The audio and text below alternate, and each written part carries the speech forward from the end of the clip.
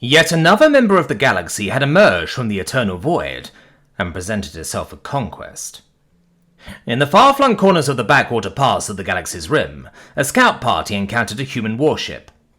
The humans, known as the Terran Union, were foolish and naive, much like the rest of us at the very start, and gave an invitation to join them.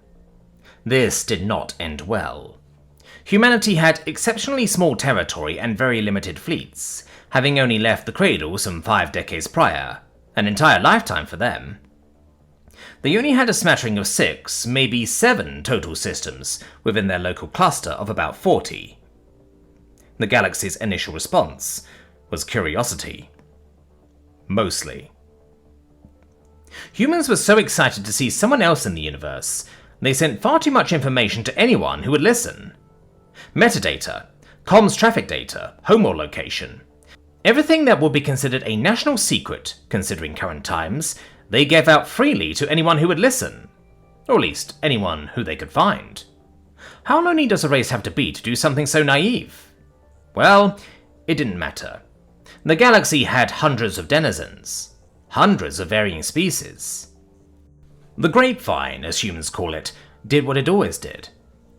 The first few races that found that information, or contacted them, kept the information secret. The more arrogant and violent races decided instead to distribute that information or use it for future operations.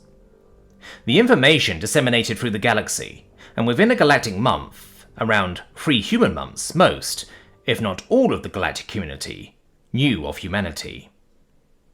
Some races concealed certain bits of information, such as home or location, either for honourable reasons or for political leverage. Others outright sold the information to larger empires, or used it as a negotiating tool.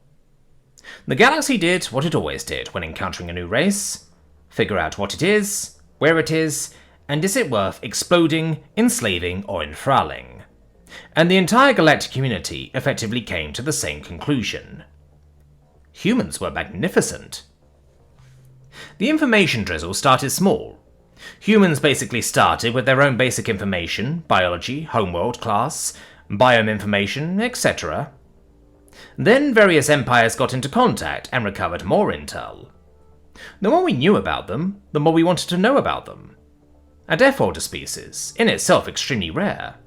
Only 5 of the some 200 races in the community were Death Orders, and of those 5, only 1 has an empire of any reasonable quality. And even they are vassals to a much larger empire.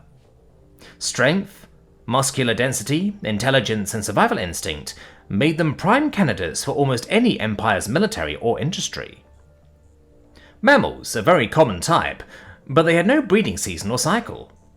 Humans, although small in empire, were massive in number, with upwards of 20 billion individuals. This meant 2 things: a robust, or at least better than average reproductive system, and a much faster breeding cycle, which meant their numbers could be replenished easily.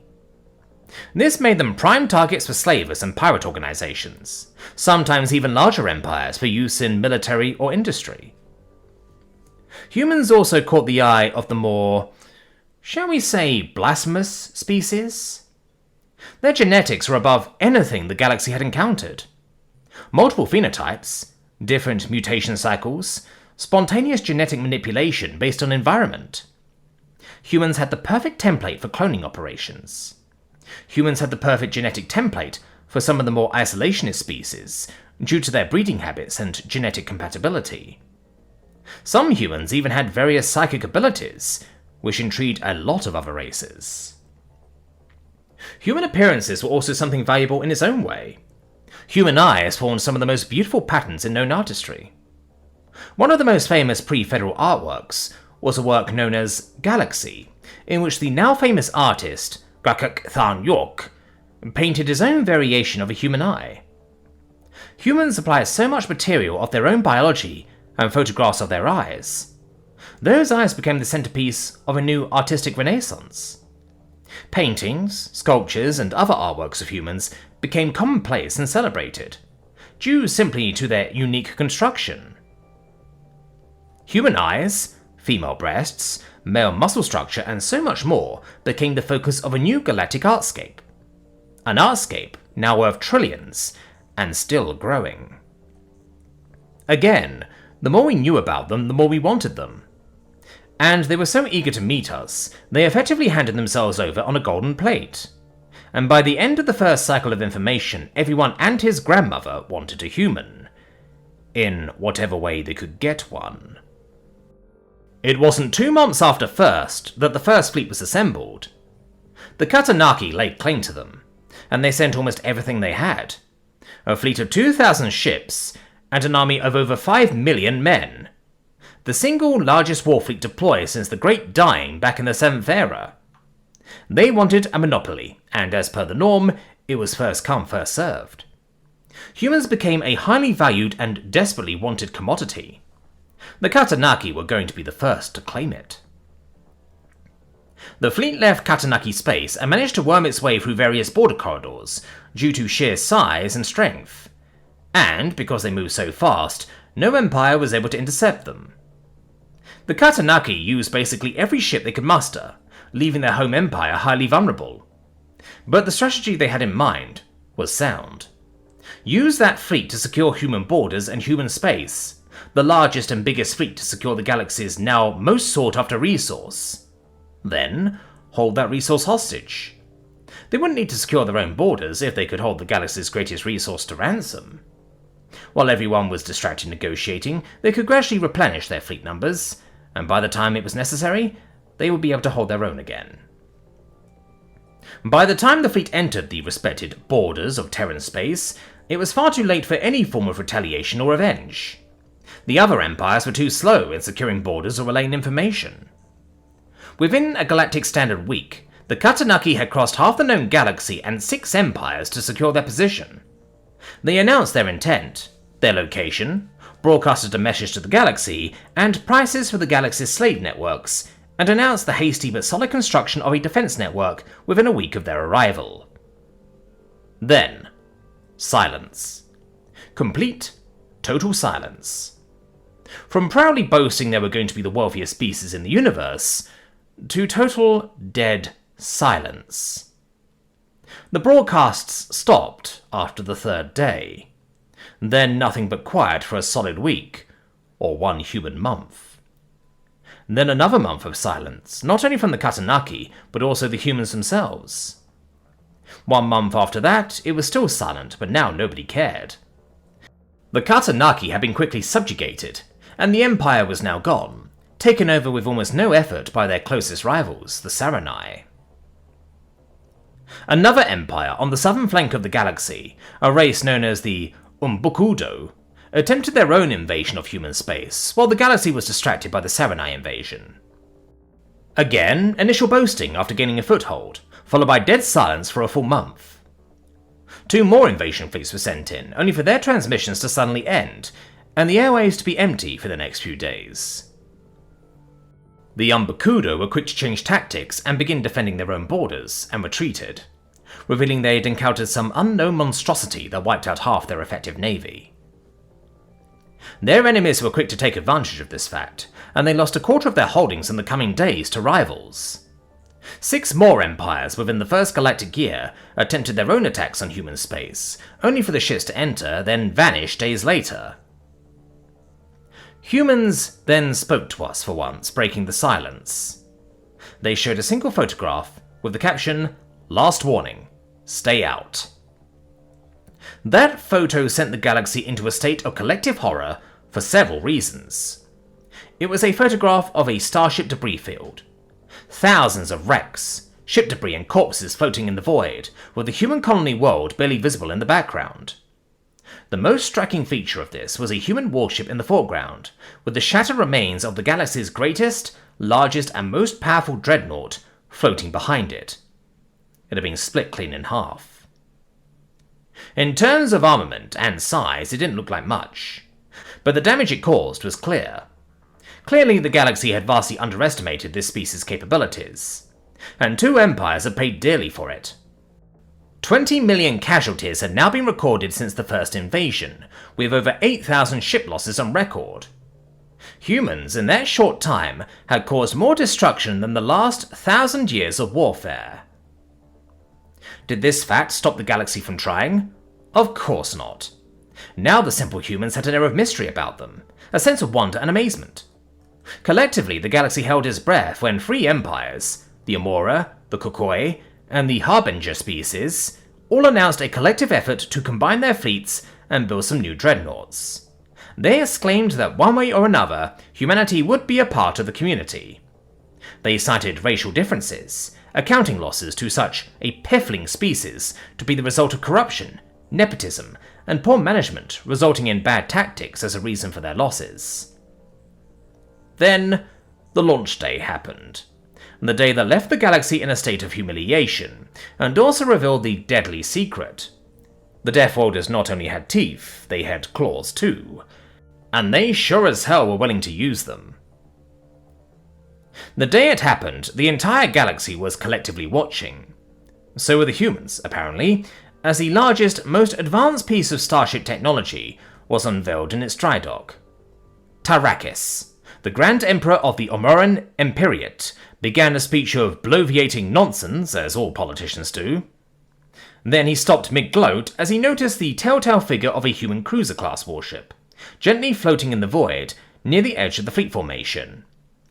Jagged edges, black and blue paint scheme, large forward-facing railgun and side engine nacelles. A very old and long-abandoned design concept by Galactic standards, it stuck out like a sore thumb.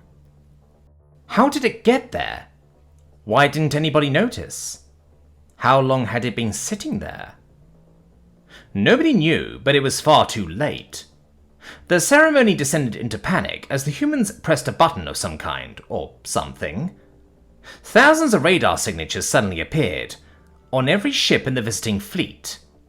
A moment of panic, a moment of realization, a moment of, oh bugger. The human ship vanished. Cloaking tech. Very powerful, very potent cloaking tech. That was the secret. All realized far too late. Ships began to move. Then some kind of strange detonation occurred on the side of the dreadnought. A bright, small, blinding flash like a laser blast, then a massive blast wave that was so thin but so potent emanated from the explosion. The blast wave sliced clean through the void for 3 miles, cutting not only the dreadnought itself but the entire dockyard and a full third of the assembled fleet clean in twain from impact like a gigantic plasma knife. Moments later, any ship that had registered a signature detonated from a small tactical nuclear device that was mounted on its hull. The fleet stood no chance. When it was over, the human warship approached a stricken but still active ship, part of the broadcasting crew, and sat in front of it. It stared at us for a moment, then vanished from radar, then vanished from secondary sensors, then vanished from sight, then vanished from the star system. That explained everything. Everything! Not only weapons of mass destruction, such as the devastating power of nuclear bombs, weapons that had been outlawed for centuries, but also this new weapon that could cut entire fleets clean in half. And now the means to actually deliver those weapons of mass destruction that we had no defense against? Not only full cloaking from electronic devices, sensors, and other equipment, but also immune to visual identification? Humanity quickly became a ghost, a ghoul, a demon. But it didn't dissuade the galaxy from trying. Pirates and slavers attempted raids. Some even succeeded and acquired some humans from fringe colonies. Humanity responded by detonating several thousand nuclear weapons on those pirates' birthworlds, or launching their own surprise retaliation raids on pirate ships. Empires attempted negotiations, some even trying to bargain. Any empire that had too big of an ego had orbital dockyards and patrolling fleets suddenly go missing. Emperors and leaders suddenly disappear from their quarters on their homeworlds, only to reappear as freshly hanged corpses in human space. Humanity, with not only its resolve, had effectively handed the galaxy's tyrants their own asses, but also guaranteed their place in the coming hegemony. Humanity had spent the better part of the last galactic year systematically humiliating the galaxy. But it changed nothing. The more humanity wanted to stay alone, the more we tried to get them. Their mystique of such a species, the artistry of their appearance, the strange construction of their ships, and even their lifestyles became a deep topic of conversation. The politicians, having suffered nothing but loss, had all but given up on the human matter by this point. Now it was only the common folk who spoke openly about them. The art community very quickly picked up the slack, and any intel on humans, especially photographs of them, became highly sought-after commodities. The singular photograph of a human eye, a beautiful soulful green colour, became a prized relic that sold for millions. Digital reproductions were available, of course, but the originals had some serious value for the fidelity and detail. When the politicians and warmongers had finally buggered off, the rest of the galaxy could finally breathe. With war now no longer an option, we could work for real things. And so here I am, on the barest edge of human space in an old rented-out clunker, on a mission that redefined the rest of the course of history. My cargo hold, full of as many relics, artifacts, and reproductions of artworks and cultural heritage I could find by bribery, theft, or purchase. My purpose was simple. I needed to make art as part of commissions for some of my own clients. I needed the inspiration for it, and a model, but any reference material I could find had already gotten so valuable it was above my price range. My thought was that now humans weren't being attacked, maybe we could talk. It wasn't easy to get here, but I carefully wound my way through the debris field that still existed in human space. I knew I was already being watched. I could feel 100 eyes at least on me. Things in here had changed. Most smaller pieces of debris had congealed via magnetism or gravity force towards larger chunks of ship, which were now coated with several layers of scaffolding. I wandered about into a relatively clear area near one of the said scaffolds where the humans were likely stripping parts and reverse engineering whatever they found. This would make their tech even worse as it is. After trembling a bit, I opened the broadcast channels and said hello. Greetlings. My name is Crox Crown of Clan I am not here to cause any trouble. I'm here with a cargo hold full of, well, art for lack of a better term. I am here because I am an artist. I need material for some clients and models for some commissions I need to complete. I will do my best to compensate for any services rendered if I can. May I come in, please? I breathed deeply. I now had their attention, and I knew I had a few hundred more eyes on me. A proximity alarm sounded, and then another.